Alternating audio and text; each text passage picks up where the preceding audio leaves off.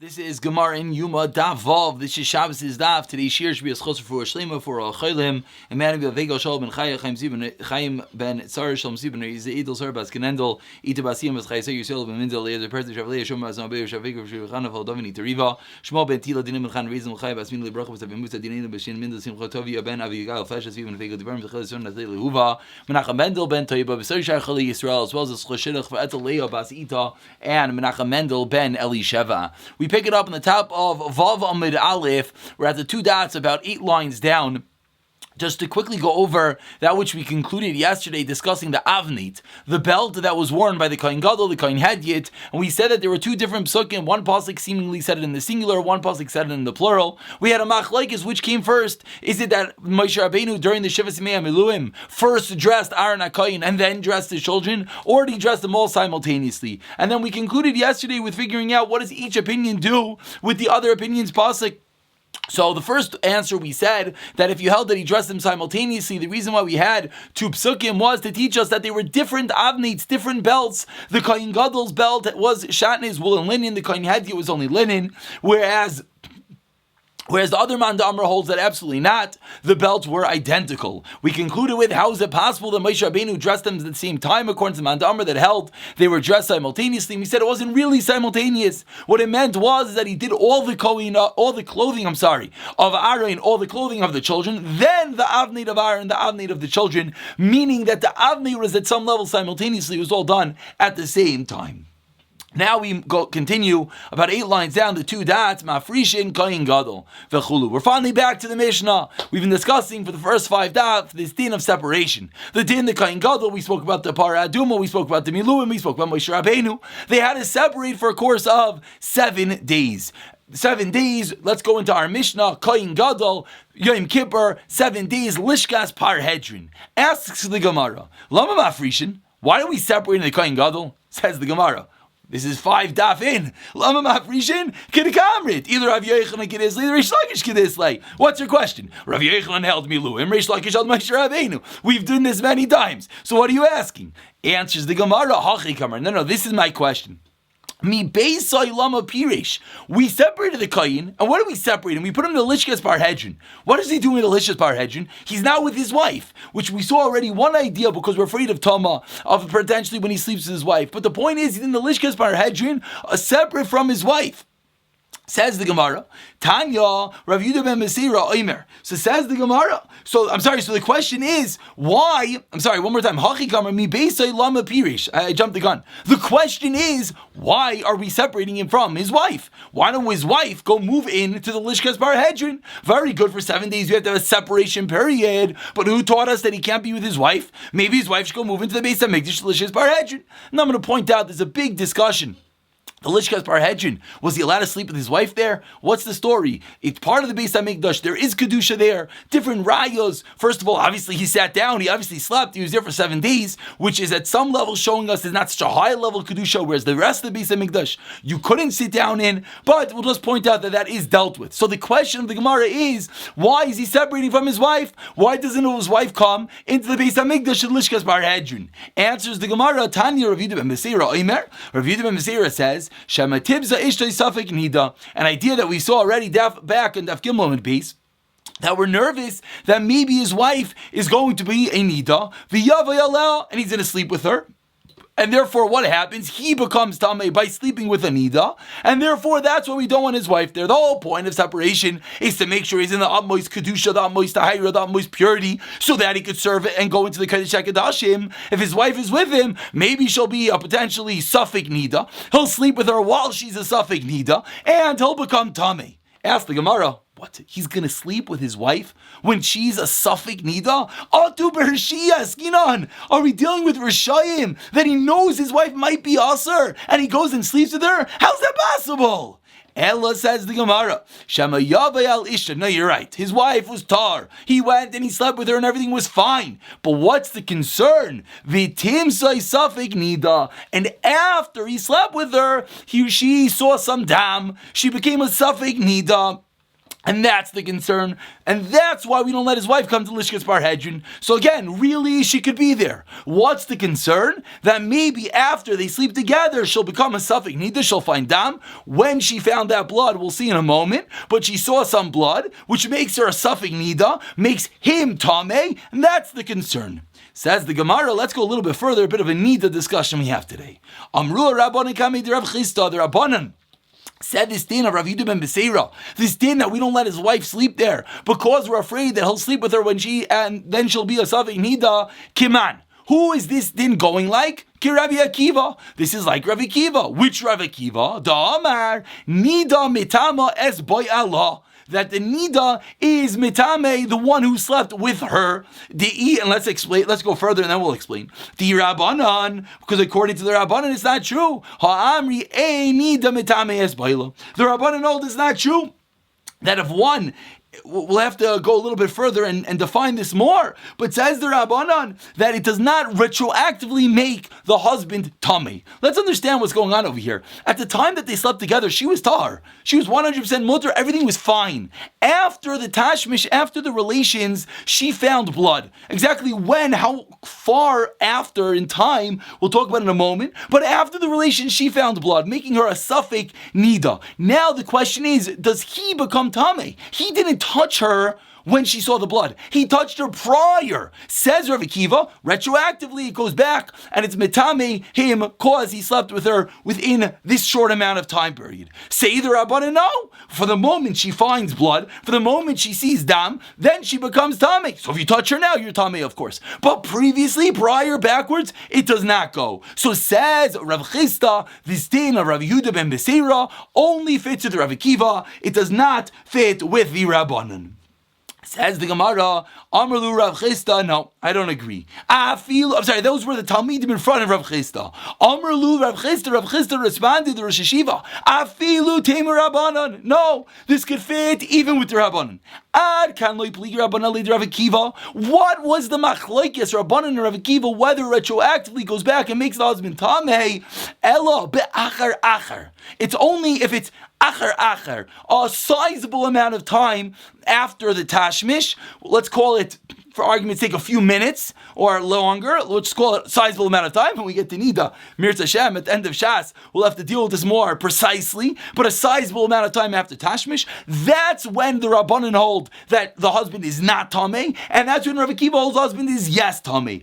Avol bechad achar, if it's one amount of time after the tashmish, Rashi here quotes the Gemara over there in Nida, which it means the amount of time that it takes the woman to get off of the bed, get a tissue, get an aid, get a bedika cloth, get something to wipe herself and sees the blood. So that it's a much shorter amount of time. In that case, in that case, even the Rabbanan agree that the husband is tamei. So the fact that Rav Yehuda ben Beseira, again, let's now put the whole picture together. Rav Yehuda ben Beseira said the reason why the wife is not allowed to move into Lishkas Parhedrin is for which reason we're afraid they're going to sleep beheter. Everyone was mutter. But after the relation she finds dam, when does she find that dam? Now we just learned, it means achar, not far removed. A little bit removed. The amount of time for her to go and get a tissue and wipe herself. Those few seconds, we'll call it, maybe a minute. That amount of time she finds dam, everyone agrees that we'll go back and make the husband tamei. Therefore, we don't let the wife go into the Lishkas Parhedrin. Says the Gemara, Amar Rav Zira Shma Mina. You know what we see from here? You know what we see from this halacha of Rav Yehuda ben Beseira, the fact we don't let the wife go into the Lishkas Parhedrin with her husband, perhaps afterwards, within the amount of time she'll see blood and thereby invalidate the husband, make him impure retroactively. Amar Rav Zira Shma Mina Boyel Nida Einoi Kenida. Must be that a Boyel Nida does not have the same halacha as a Nida. Why? V'toivel b'yoim. And he could go to the mikvah during the day. We know a nida is very unique, as we're going to see in a moment, quoted the source, that all other types of tumah, when do you go to the mikvah? You go to the mikvah by day, a concept we've spoken about extensively. You wait for Harav Shemesh, you wait for sunset, and then you're 100% pure. A nida and a yeledis, like we'll see in a few moments, go to the mikvah at night. Says Rav Zera, we see over here a boil nida, the husband who slept with this woman who became a nida, so he is a boil nida, someone who slept with a nida. He, says Rav Zera, is not the same as a nida, and therefore what? Even though a nida goes to the mikveh at nighttime, when would the husband go? The husband would go during the day. Why? What's the raya? Explains the Gemara. De'i amre boil nida kenida. If it was true that the husband, the Kohen Gadol, would have the same status as a Nida, meaning he would have to go to the mikveh at nighttime. Emas Tovil. When would he go to the mikveh? Balayla night. L'machar hechi avar avoida. How can he do avoida the next day? Let's explain.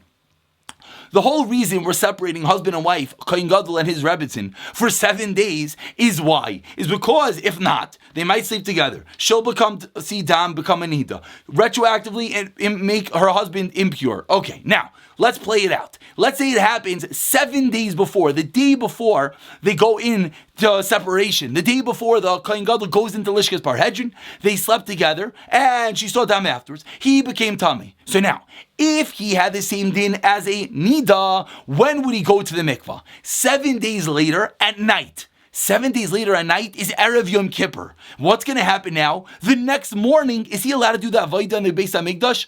No way. Why not? Because I have to go to the mikveh, we need Harav Shemesh. So he went to the mikveh at night, on Yom Kippur at night, and then the next morning, what happens? He has to wait till sunset, so he can't do the Avodah. So if he had the same status as a Nida, you know when he would have to separate from his wife? A day earlier, 8 days. Because then, basically, it ends up being you always need an extra day. Because if you're only going to the mikveh at night, after 7 days, you have to wait for the next night sunset. So says the Gemara, from the fact that they only separate for 7 days, says Rav Zera, we see clearly that a boil nida, the husband, the Kohen Gadol, who slept with this woman who became a nida within the short amount of time afterwards, is not the same thing as a nida. The nida goes to the mikveh at night, but he will be able to go to the mikveh by day. How do we know that? For the fact that there's only 7 days. So maybe this happened, but 7 days later, on Erev Yom Kippur, before sunset, he'll go to the mikveh. Come sunset, Yom Kippur comes in, the Yom HaKadosh, he becomes the Aron serving the Kodesh HaKadoshim. Says Rav Zera, a clear proof that Boil Nida, the husband, is not like a Nida. Says the Gemara, I think I actually stopped a few words earlier. Let's read it one more time. When would he go to the mikveh b'layla night? L'machar the next day. How does he do the avodah? V'boy harav shemesh. He needs sunset. He needs to wait an extra day. Says Rav Zera, beautiful and clear raya. Comes along. Excuse me. Rav Simi min Ardai, and he argues. Stephen Ardai Amar, about 10 lines to the bottom. Afilu tema boil nida kenida. Says Rav Simi min Ardai, really, the Kohen Gadol goes to mikveh at night, just like a nida. So what's the question? So they should have to separate an extra day. Says Rav Simi, they did. Dimefarshina le shachas. 1 moment before Shkia on the day earlier. So then, even if this event happened, and even if they became Tameh, 7 days later will be on Erev Yom Kippur still, and even if they have to go at night, they'll be able to go the night before, and everything will be good. It's a bit lav dafka. The Mishnah says 7 days, and it's 7 days in a minute. That little bit of time, says Rashi, is negligible, that we didn't have to speak it out. Machloikes Rav Zera and Rav Simi, whether a boil nida is the same status as a nida. Says the Gemara, Meisveil, we're going to ask on Rav Simi. Again, Rav Simi was the opinion who said that it is comparable. That the husband who slept with a woman that's Odam afterwards and becomes a boil nida, slept with a nida, he becomes Dameh. He has to wait the same amount of time as a nida. He goes to the mikveh at night. Meisvei asked the Gemara, what does the Brisa say? Kol chayvei tfilos, tfilosan b'yoyim. Anyone has to go to the mikveh, you go by day. Nida v'yoyledes tfilosan b'layla. The Brisa explains, like we spoke out, a nida and a yoyledes, they're special, they go to the mikveh at night. What do we deduce? What do we see clearly from this Brisa? Nida in, bayal nida lai. The Brisa says a nida goes at night. It doesn't say a bayal nida. Seemingly a clear proof that who goes at night? Only the woman, not the husband. Explains the Gemara, nida v'chol da'asi mirabuye. No, the Brisa just means a nida and anyone that comes like the nida, including the boil nida. Question number 1 on Rav Simi, and the Gemara answers. Meisvei asked the Gemara further, Baal keri kemagesheretz.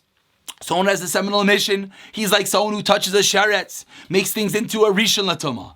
Bayal nida, someone who sleeps with a nida, is gitamei meis, is like an ava tuma, like tamei meis. My love, what is the brisa teaching? Litvila, teaching me that with regard to tvila, it's the same thing as a tamei meis. What does it mean it's like a tamei meis? When does a tamei meis go to the mikvah? By day, obviously, because only when it goes by night is a nida. A clear question on Rav Simi. Rav Simi said a bayal nida, someone who sleeps with a nida goes at night like a nida. We see clearly that a bayal nida is like a tamei meis. Answers the Gemara, no. Loi, l'tamasan. You know what it means that a bayal nida is like a tamei meis? Well, for the din of the status of tama. Says the Gemara, Tamasan, second to last line. Behedyuksiv behu. The tuma status of a bayal nida says explicitly in the pasuk. Hi tuma shivak sibei, v'hai tuma shivak sibei. It says explicitly that someone who sleeps with a nida says explicitly has the exact same tuma status as a tamei meis, that is 7 days tamei. So why would the brisa have to speak that out? Says the Gemara, Elalav l'tvilasan. It must be teaching me for the tvila, which again means we're back a question on Rav Simi. Answers the Gemara, Loi l'tamasan. Really, the Bryce is teaching me with regard to the din of toma, teaching me that a bayal nida is the same level of toma as a tamei meis, and it's not a question on Rav Simi. Again, according to Rav Simi, the bayal nida is the same din as a nida. You go to the mikveh at nighttime. The Bryce said it's like a tamei meis, which that is a question because like a tamei meis means going to the mikveh by daytime. Answers the Gemara, no, it's like a tamei meis with regard to the status of toma, 7 days of toma. But with regard to going to the mikveh, maybe Rav Simi is correct. They go to the mikveh at night. But the question is, but we know from Sukkim that there's the same din of Tama. What is the Brisa teaching me? Answers the Gemara 2 lines down. Seifa Tzrichle. The end of the Brisa is teaching me a Chiddush. You're right. The fact that a bayal nida, someone who sleeps with a nida, has the same din of Tama as a tamei meis is pashit. But the Seifa has an extra Chiddush. That's why it says, what's a Seifa? El shachamer mimenu bayal nida. That a bayal nida at some level is more chamer than a tamei meis. Shemitame mishkav u'maishav betoma kala. A bayal nidas metame mishkav u'maishav. It sits on something or lies down on something with a lower level of tama, which is a rishon l'tama, l'tame oichlin u'mashkin, whereas the tamei meis does not do that. Let's explain very simply. This is the Princess and the Pea. You have 7 mattresses, and the bayal nida sleeps on the top of the top one. The tuma goes all the way down. That's called mishkav u'maishav. Lying down, the tuma goes all the way down, even though he did not touch the bottom mattress. Still, the tuma goes all the way down, and all those mattresses are a rishon l'tama, capable of imparting tuma to food and drink. Whereas the tamei meis is not true. A tamei meis is true. It's an ava tama. It's a higher level tama, but it only contracts tama by maga, only by touching. So the brisa seifa, that is the seifa. That's why it equated it. So it equated the bayal nida to the tamei meis to teach me with regard to the level of tama. It's like a tamei meis. They're both tamei for 7 days. But with regard to other dinim, the bayal nida is more chamer, more stringent, that it could give off at some level tama, lower level tama, a rishon l'tama, but even without touching it via mishkav u'maishav, whereas the tamei meis only gives off by actual touching. So Rav Simi has been defended. But says the Gemara, Tashima, we're not done yet. Tashima, the Tani Rav Chia, learns Rav Chia, Hazav, Vahazav, Vahamitzaira, Vahamitzaira, Subayal Nida, V'tamei meis. All of these types of Tama, Tfilasan, B'yayim. Explicit. Bayal Nida, Tfilasan, B'yayim. Nida and Yoiledes Tfilasan Balayla. So this Brisa Rachia Te Yofta is it clear to Yofta. There's no way to answer this. Rav Simi, I'm sorry, you are incorrect, because the Brisa states clearly that a Bayal Nida goes to mikveh by day and is not the same status as a Nida. Says the Gemara. Now we're going back to the Mishnah. Back to the Kohen Gadol, Yom Kippur, he's in the Lishkas Parhedrin, he's separated from his wife. We learned today the reason. We're afraid of the Bayal Nida, we're afraid of the potential Tumah that's going to happen. Ask the Gemara, but who's in the Lishkas Parhedrin? Not the Kohen Gadol's wife, fine. But who's there? Other people. Asks the Gemara, you're concerned of Tomas Beisai. You're concerned of this far-fetched concern, I'll sleep with his wife, and afterwards, within a short amount of time, she'll sleep with Nida, and we're saying that it'll invalidate the husband. Why aren't we concerned that any of the people, any of the Talmidei Chachamim that are there with the Kohen Gadol, maybe they'll die, pitom, drop dead, and thereby make the Kohen Gadol tamei meis? So why are you concerned to separate the Kohen Gadol from his wife on that far-fetched concern? Separate the Kohen Gadol from everyone on the far-fetched concern that he'll become a tamei meis. Says the Gemara to Terutzim. Amar Rav Tachlifa Avu de Rav Huna Mishmei de Rava. So he say, Maris, we learn from here. Thomas Hameis Hotra Hibetzibur. Thomas Hameis is Hotra Betzibur. What does that mean? That means, which we've learned in Psachim, and really we can learn more about tomorrow. That means that when either the entire congregation is tummy, or when a kohen is performing a Karban for the entire congregation, like Yom Kippur, the Karban is for the entire congregation. If the Kohen is Tameh, he's still allowed to perform the Avodah. Says Rava, from the fact that we're not concerned that the Kohen Gadol will become Tameh Meis, shows us Tama Hutra B'tzibur. Why? What does Tama Hutra B'tzibur mean? Hutra means it's mutter. We don't have to try to avoid it. So therefore, do we have to try to make the Kohen Gadol not become Tameh? No, what's the big deal? Let him become Tameh Meis. What's the problem? He's doing a Karban Tzibur, it's allowed. Says Rava, from the fact that we're not concerned that the Kohen Gadol might become Tameh Meis, is a clear raya Toma Hutra. It's a mutter, don't have to worry about a B'tzibur. Ravina Amar, no way. Really, I'll tell you, it's the chiyah, it's pushed off, but you should try to avoid it. Thomas Hameis is not common for people to drop dead, but for his wife to become an Ida is common. Obviously, he asked him of Arshim, but for his wife to become an Ida right after sleeping with him is pretty far-fetched. So they explain what the Gemara means is it's more common than someone just dropping dead. And that is the Taret says, the Gemara, why we're not concerned that someone will drop dead in his vicinity, and why other Talmidei Chachamim are with the Kohen Gadol during those 7 days of separation. We're just going to begin, which is going to be now a big sugya, which is going to bring us into tomorrow's daf. Says the Gemara, Itmar. Thomas Hameis, Rav Nachman Amar Hochi B'tzibur, Rav Shishas Amar Dechuyi B'tzibur. Machlokes Rav Nachman and Rav Shishas. Is Thomas Hameis Hotra? It's mutter, you don't have to avoid it, or is Thomas Hameis Dechuya? Try to avoid it. Now let's clarify. Hey Chadika to Meyenu to Hayrim Bahu Beis Av. When the Beis Av was the family who were serving in the Beis Hamikdash at that time, so if some of the Kayanim are Tami and some are Tahar, and even if they're doing a Karban Sibur, Kuli Amalei, and argues that Tahirin Avdi Tamei and Avdi. If there's a Tahar Kayin right in front of us, everyone agrees he should do that avodah. Don't go purposely and get the Tamei Kayin. Meaning, even if you hold Tama Hotra B'tzibur, even if you hold that you don't have to avoid it, but if he's right in front of you, then you have to avoid it.